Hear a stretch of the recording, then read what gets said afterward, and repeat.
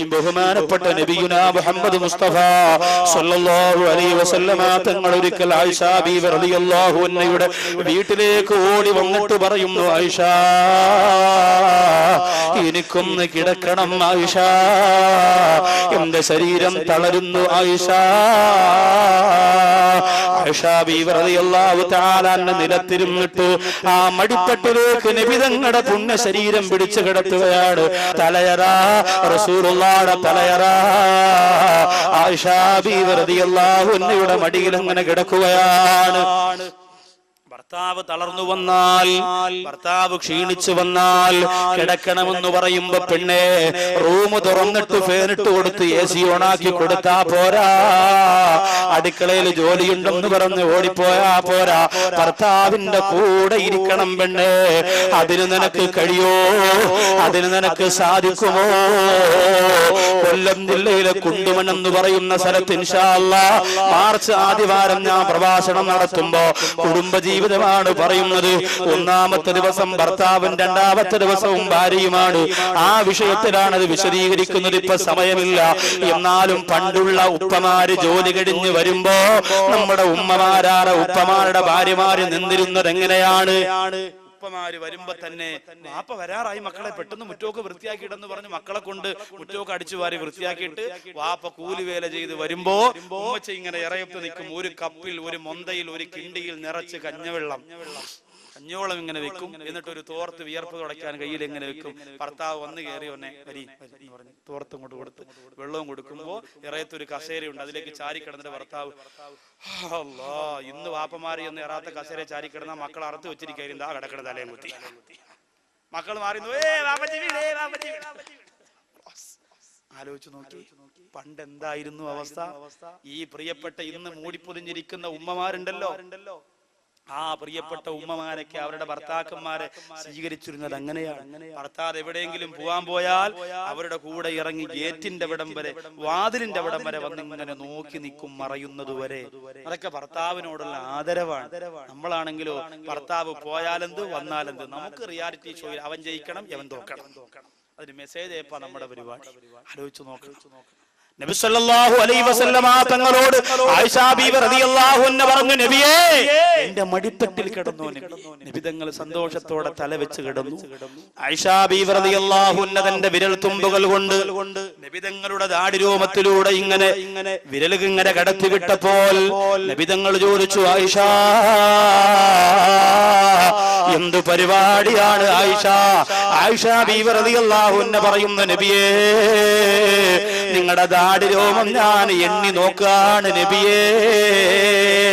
നബി തങ്ങൾ ചോദിച്ചു, ആയിഷ, കറുത്ത രോമമാണോ വെളുത്ത രോമമാണോ എണ്ണുന്നതെന്ന് ചോദിക്കുമ്പോ ആയിഷ ബീവി റളിയല്ലാഹു അൻഹ പറയാണ്, വെളുത്ത രോമമാണ് എണ്ണുന്നത് നബിയേ. എന്തു മനസ്സിലായി? അള്ളാന്റെ റസൂലിന് ദാടിയുണ്ടായെന്ന് മനസ്സിലായി. അത് മാത്രമല്ല, റസൂലുള്ളാഹിയുടെ ദാടിയും നരപിടിച്ച മുടിയുണ്ടായിരുന്നെന്ന് മനസ്സിലായില്ലേ? പിന്നെന്തിന് കറുപ്പിക്കണം പോലെ?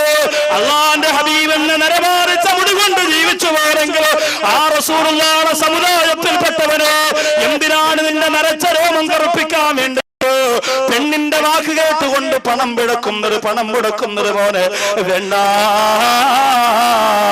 ആയിഷ ബീവി റളിയല്ലാഹു അൻഹ പറയുന്നു, നബിയേ, കറുത്ത രോമം എണ്ണിയാ തീരൂല്ല, അതുകൊണ്ട് വെളുത്ത രോമമാണ് എണ്ണി നോക്കുന്നത്.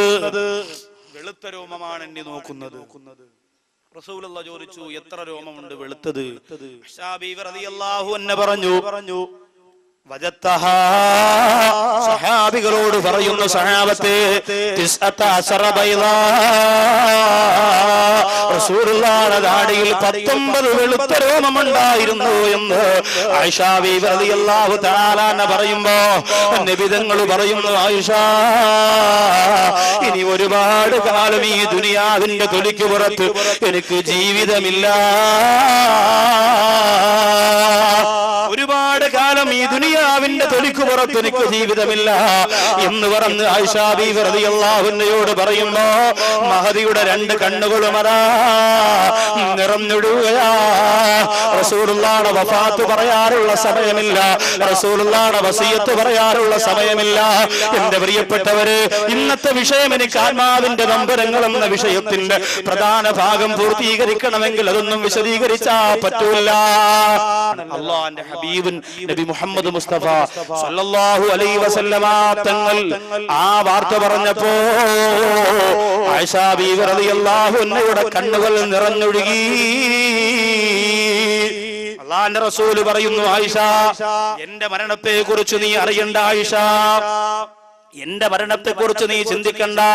ലോകത്താര് മരിച്ചാലും ലോകത്താര് മരണപ്പെട്ടു പോയാലും ആയിഷ, അവന്റെ റൂഹുണ്ടല്ലോ, 4-ാമത്തെ മാസം ഉമ്മാടെ ഉദരത്തിനകത്ത് വെച്ച് അല്ലാഹു കൊടുത്ത റൂഹുണ്ടല്ലോ, ആ റൂഹ് അവന്റെ ശരീരത്തിൽ നിന്ന് പിരിഞ്ഞു പോകുമ്പോ 10 സ്ഥലങ്ങളിൽ 10 സമയങ്ങളിൽ ആ റൂഹ് വല്ലാതെ വേദനിക്കുന്നതാണ്, നൊമ്പരപ്പെടുന്നതാണ് എന്ന് അല്ലാഹുവിന്റെ ഹബീബ് നബി മുഹമ്മദ് മുസ്തഫ സല്ലല്ലാഹു അലൈഹി വസല്ലമ തങ്ങൾ പറഞ്ഞു കൊടുക്കുമ്പോ അതാ ആയിഷ ബീവി റളിയല്ലാഹു അൻഹ ചോദിക്കുന്നു, നബിയേ, എവിടെയൊക്കെയാണ് മനുഷ്യ ശരീരത്തിൽ നിന്ന് ഊരിക്കൊണ്ടുപോകുന്ന റൂഹ് കരയുന്നത് നബിയേ, നൊമ്പരപ്പെടുന്നത് നബിയേ? അല്ലാഹുവിന്റെ ഹബീബ് പറയുന്നു, ആയിഷ, ഒന്നാമത് എപ്പോഴാണ് റൂഹ് നിലവിളിക്കുന്നതെന്നറിയോ? നമ്മുടെ മരണപ്പെട്ടു പോകുമ്പോ ശരീരത്തിൽ നിന്ന് ഊരിയെടുക്കുന്ന റൂഹ് ഒന്നാമത് പൊട്ടിക്കരയുന്നത് എപ്പോഴെന്നറിയോ? നബി സല്ലല്ലാഹു അലൈഹി വസല്ലമ തങ്ങൾ പറയുന്നു, ഒരാൾ മരണപ്പെട്ടു പോയാൽ ആദ്യം നമ്മൾ എന്താ ചെയ്യുന്നത് എന്റെ പ്രിയപ്പെട്ടവര്? ഈ ചക്കുവള്ളിയുടെ മജ്‌ലിസിൽ വെച്ച് ഞാനങ്ങ് മരിച്ചു പോയാൽ അല്ലാഹു ദീനിന് വേണ്ടി ഒരുപാട് സ്റ്റേജുകൾ ഏറ്റുകൊടുത്തിരിക്കുകയാണ്. മാസങ്ങളോളം ദിവസങ്ങളോളം എത്രയോ സ്ഥലങ്ങളിൽ ചെന്ന് വാല് പറയാമെന്ന് പറഞ്ഞ് ആരോഗ്യം കുറവാണെങ്കിലും കുറവല്ല, എന്റെ റഹ്മാനായ പടച്ചതമ്പുരാൻ അല്ലാഹുവിന്റെ ഹബീബിനെ കുറിച്ച് മദ്ഹ് പറയാനുള്ള ആഫിയത്ത് മരിക്കുന്നവർ ഈ പാവപ്പെട്ടവനെ തന്നെ അനുഗ്രഹിക്കുമാറാകട്ടെ. നിങ്ങൾ ദുആ ചെയ്യണേ, നിങ്ങൾ ദുആ ചെയ്യണേ.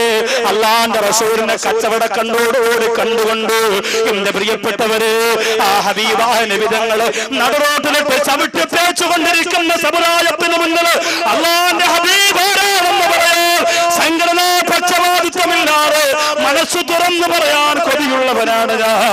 അതുകൊണ്ട് മരിക്കുന്നവര് അത് പറയാനുള്ള ആഫിയത്തിന് വേണ്ടി നിങ്ങൾ ദുആ ചെയ്യണേ എന്റെ പ്രിയപ്പെട്ടവരെ. ഈ സ്റ്റേജിലെങ്ങ് മരിച്ചു പോരാൽ എന്താ നിങ്ങൾ ആദ്യം ചെയ്യുക? പെട്ടെന്ന് വന്നിട്ട് കണ്ണങ്ങോട്ട് തിരുമിയടയ്ക്കുന്ന കൈകാലുകളൊക്കെ മടക്കുകയും നോക്കുകയും ചെയ്യുന്നു. എന്നിട്ടോ നിങ്ങൾ ചെയ്യുന്ന പ്രധാനപ്പെട്ട കാര്യമെന്താ? എന്റെ വസ്ത്രം അഴിച്ചു മാറ്റലല്ലേ, എന്റെ വസ്ത്രമൂരി മാറ്റലല്ലേ?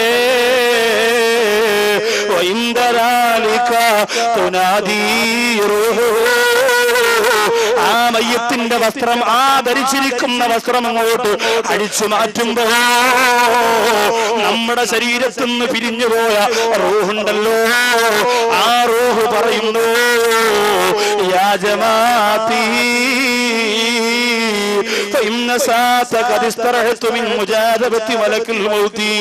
അസ്റായീൽ റൂഹ് പിടിച്ചതിന്റെ വേദന തീർന്നതേ ഉള്ളൂ. അതുകൊണ്ട് പതുക്കെ വലിച്ചൂരിയെടുക്കണേ.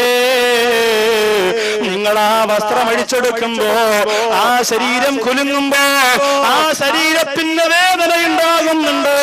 അതുകൊണ്ട് നിങ്ങളൊന്ന് പതുക്കെ ഡ്രസ് വലിച്ചൂരണേ എന്ന് നമ്മുടെ റൂഹ് മാറി നിന്നുകൊണ്ട് പറയുമ്പോ എന്റെ സഹോദരിമാരെ, മുഖ്ലിസീങ്ങളായ മുത്തഖീങ്ങളായ അല്ലാഹുവിനെ പേടിച്ച് ജീവിക്കുന്നവര് വന്ന് നമ്മുടെ ഡ്രസ് മാറ്റട്ടെ. ഭാര്യ ഡ്രസ് മാറുമ്പോ റൂമിന്റെ അകത്ത് ഭർത്താവ് നിന്നാൽ ആ ഭർത്താവിനോട് പോലും പറയാറുണ്ട്, ഇക്കാ ഒന്ന് മാറി നിൽക്കണം, ഒന്ന് മാറി നിൽക്കണം ഇക്കാ, ഞാൻ ഈ ഡ്രസ് ഒന്ന് മാറിക്കോട്ടെ. കാരണം നമുക്ക് ലജ്ജയെന്ന് പറയുന്ന സംഭവമുണ്ടല്ലോ, വിധങ്ങളുടെ സമുദായത്തിന് ആവശ്യമുള്ളതാണത്. അല്ലാഹു നമുക്ക് നിർബന്ധമായും തന്നനുഗ്രഹിക്കട്ടെ. നമ്മൾ ഒരു റൂമിന്റെ അകത്ത് 3 കൂട്ടുകാരാണ് താമസിക്കുന്നതെങ്കിലോ നമ്മൾ ഡ്രസ് മാറുമ്പോ കൂട്ടുകാരൻ കാണാതെ വാതിലിന്റെ മറവിലോ റൂമിന്റെ മൂലയ്ക്കോ മാറും. ലജ്ജയ രക്ഷയല്ലേ. എന്നാ നീ അങ്ങ് മരിച്ചു കിടക്കുമ്പോ നിന്റെ അനുവാദമില്ലാതെ വാഹവി മരിക്കുമ്പോ ഉസ്താദേ നിങ്ങളുടെ ജുബ്ബ അഴിക്കട്ടെ എന്ന് ഒരു അനുവാദം ചോദിക്കാൻ നിൽക്കാറ്. എന്റെ ജുബ്ബയുടെ ബട്ടൺ സഹിക്കൂലേ, എന്റെ തൊപ്പിയൂരൂലേ. ആ സമയത്താണ് എന്റെ റൂഹിന് വല്ലാത്ത വേദനയുണ്ടാകുന്നത്. ആയിഷ ബീവി റളിയല്ലാഹു അൻഹയോട് നബി തങ്ങൾ പറയുമ്പോ, എന്റെ പ്രിയപ്പെട്ട സഹോദരിമാരെ, ആത്മഹത്യ ചെയ്തവരുടെ വസ്ത്രമഴിക്കുന്നതാരാ? മോർച്ചറിയിൽ വെക്കേണ്ടി അവസ്ഥ വരുന്നവരുടെ വസ്ത്രമഴിക്കുന്നതാരാ?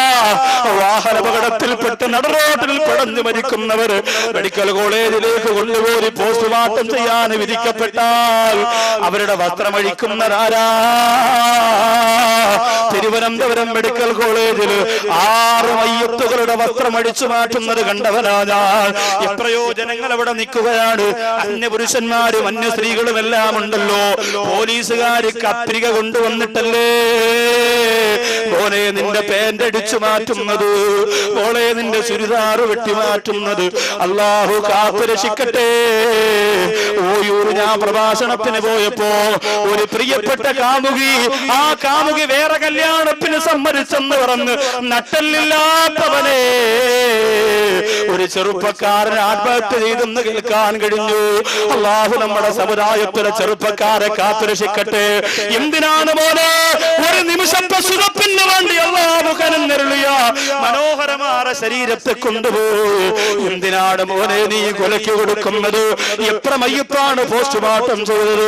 എത്ര മയ്യത്താ മോർച്ചറിയിലും നാഥനില്ലാതെ കിടക്കുന്നത്? അല്ലാഹു അങ്ങനെയുള്ള അവസ്ഥയെ തൊട്ട് എന്നെയും നിങ്ങളെയും കാത്തുരക്ഷിക്കട്ടെ. എന്റെ പ്രിയപ്പെട്ടവരെ, 5 മാസം മുമ്പ് ദുബായിൽ ഒരു പ്രിയപ്പെട്ട സഹോദരൻ മരണപ്പെട്ടു. അതേ ജോലി ചെയ്തിരുന്ന സ്ഥലത്തുനിന്ന് ചാടി വന്നിട്ട്, കഫീലിന്റെ അടുത്തുനിന്ന് ചാടി വന്നിട്ട്, ആരുമില്ലാതെ ഒറ്റപ്പെട്ട് ജീവിച്ച സഹോദരന് നെഞ്ചുവേദന വന്ന് മരണപ്പെട്ടു. ആർക്കും അറിയാൻ വയ്യ, കൊണ്ടുവരാൻ ആളില്ല, ബന്ധുക്കളില്ല, നാട്ടുകാരില്ല. 5 മാസമാണ് മോർച്ചറിക്കകത്ത് സൂക്ഷിച്ചിരുന്നത്. എന്റെ പ്രിയപ്പെട്ടവരെ, നാദാപുരത്തുള്ള ഇസ്മായിൽ എന്ന സഹോദരൻ അതറിയാൻ ഇടവന്നപ്പോ തിരുവനന്തപുരത്തുകാരനാണ് മരിച്ചതെന്ന് മനസ്സിലായപ്പോ അവിടെയുള്ള ഉസ്താദിനെ എനിക്ക് പരിചയമുണ്ടല്ലോ എന്ന് പറഞ്ഞുകൊണ്ട് എന്റെ നമ്പറിലേക്ക് വിളിച്ചിട്ട് പറഞ്ഞു, ഉസ്താദേ എങ്ങനെയെങ്കിലും ഏതെങ്കിലും ഒരു ഇമെയിൽ ഐഡിയ പറഞ്ഞു തന്നാൽ ആ സഹോദരന്റെ പാസ്പോർട്ടിന്റെ കോപ്പി എത്തിച്ചു തരാ. അങ്ങനെ അന്ന് ഞാൻ പ്രസംഗത്തിന് പോലെ മൂവാറ്റുപുഴ സഹാരി ലോഡ്ജിന്റെ ആ ഇമെയിൽ ഐഡി പറഞ്ഞു കൊടുത്തു. അതിലേക്ക് ആ സഹോദരനാ പാസ്പോർട്ടിന്റെ കോപ്പി അയച്ചു. സുബ്ഹാനല്ലാഹ്, നെടുമങ്ങാട് ഓരോട്ടമ്പലം എന്ന് പറയുന്ന സ്ഥലത്ത് വാടകയ്ക്ക് താമസിക്കുന്ന ചെറിയ വീട്ടിന്റെ അകത്തൊരു ഉമ്മയും മോളുമാണ്. ഈ ഉമ്മാടെ ഭർത്താവാ ഈ മോളെ ഉപ്പച്ചിയാണ് മരിച്ചുപോയത്. അന്ന് ഒഴിച്ച വീട്ടിൽ ചെന്നപ്പോ വിവരം തിരക്കിയപ്പോ ഒരാള് വീട്ടിൽ നിന്ന് ഇറങ്ങിപ്പോയി. ആരാടെ പോയെന്ന് ചോദിച്ചപ്പോ ആ സഹോദരി പറയുന്നു, ഉസ്താദേ വാടക കൊടുത്തിട്ട് 3-4 മാസമായി എന്റെ ഭർത്താവ് പൈസ അയക്കുന്നില്ല, എന്റെ ഭർത്താവ് പണമയക്കുന്നില്ല, മോളെ പഠിത്തം മുടങ്ങി നിൽക്കാണ്, 1 രൂപ അയച്ചിട്ട് 7 മാസത്തിൽ കൂടുതലാ എന്നൊക്കെ പൊട്ടിക്കരന്നുകൊണ്ട് പറയുമ്പോ നിങ്ങളുടെ ഭർത്താവ് 5 മാസമായി മരിച്ചുപോയി എന്ന് പറയാ. എന്റെ പ്രിയപ്പെട്ടവരെ, എങ്ങനെ കഴിയും പെണ്ണേ? അല്ലാഹു എപ്പോഴാണ് മരണം കൊണ്ടുവരുന്നതെന്ന് പറയാൻ പറ്റൂല. എപ്പോഴാണ് നമ്മുടെ മക്കളും നമ്മുടെ ഭർത്താവും മരിക്കുന്നതെന്ന് പറയാൻ പറ്റൂല. അവസാനം ആ ഉമ്മാടെയും പ്രിയപ്പെട്ട മോളുടെയും സമ്മതപത്രം എഴുതി വാങ്ങിച്ചിട്ടാണ് ദുബായിൽ ആ പ്രിയപ്പെട്ട സഹോദരന് 5 മാസത്തിന് ശേഷം കബറടക്കി പോയത് എങ്കിൽ അല്ലാഹു നമ്മെ കാത്തുരക്ഷിക്കട്ടെ. അത്തരമൊരവസ്ഥയിൽ മരിക്കുന്നതിനെ തൊട്ട് റഹ്മാനായ പടച്ചതമ്പുരാ അമ്മയും നമ്മുടെ കുടുംബത്തെയും കാത്തുരക്ഷിക്കട്ടെ. ഇപ്പോഴും കാത്തിരിക്കുന്ന സഹോദരിമാരില്ലേ, 1 മാസമായി ഉസ്താദേ ഒരു വിവരവുമില്ല, 2 മാസമായി ഉസ്താദേ ഒരു വിവരവുമില്ല. അല്ലാഹു അങ്ങനെ കാത്തിരിക്കുന്നവരുടെ പ്രതീക്ഷ അല്ലാഹു പൂവണിയിപ്പിച്ചു കൊടുക്കട്ടെ. അവരെ കരയിപ്പിക്കാതിരിക്കട്ടെ, അവരെ വേദനിപ്പിക്കാതിരിക്കട്ടെ. കാരണം വിദേശ രാജ്യത്തോടെ ഭർത്താവ് ഒറ്റപ്പെട്ട് വർഷങ്ങളായി കഴിയുമ്പോ തന്റെ ഭാര്യയെ കാണാറ്, മക്കളെ കാണാറ്, നെഞ്ചെടുപ്പോടെ നൊമ്പരത്തോടെ കഴിയുമ്പോ അവര് വരുന്നതൊരു സന്തോഷമല്ലേ? അതുകൊണ്ട് മറക്കല്ല പെണ്ണേ, വിദേശ രാജ്യത്തിൽ നിന്ന് വന്ന് കൂട്ടുകാരന്റെ ഭർത്താവയ്ക്കും നമ്മ നാണയപ്പെട്ടുകൊണ്ട് പണം കൊണ്ട് ഈ ദുനിയാവിന്റെ തൊലിക്ക് പുറത്തടിച്ചു പൊളിച്ചു ജീവിക്കുന്ന പെണ്ണേ, ആ ഭർത്താവിന് അപകടം അടുത്തിരിക്കുന്ന മറക്കല്ലേ. നിന്റെ ആഡംബരം കൊണ്ട്